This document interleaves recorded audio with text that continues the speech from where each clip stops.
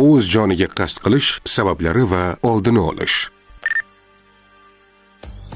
O'z joniga qasd qilish jiddiy psixologik holat bo'lib, u ko'pincha depressiya, stress, ruhiy kasalliklar yoki hayotdagi qiyin vaziyatlar natijasida yuzaga keladi.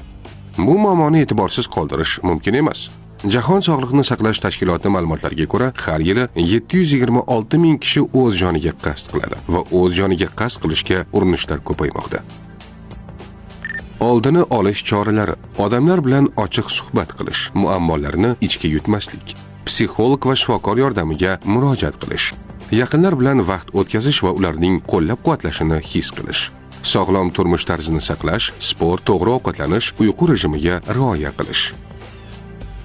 Piyoda yurish depressiya va stressni kamaytirishga yordam beradi. Yurish tanadagi endorfin va serotonin darajasini oshiradi. Bu esa kayfiyatni yaxshilaydi va tashvishlarni kamaytiradi. Kuniga 30-60 daqiqa yurish tavsiya etiladi. Agar muntazam yurishni odat qilsangiz, bu nafaqat jismoniy sog'liqqa, balki ruhiy holatga ham katta foyda keltiradi. Agar siz yoki yaqinlaringiz bunday holatga tushib qolgan bo'lsa, kechiktirmasdan mutaxassislarga murojaat qiling.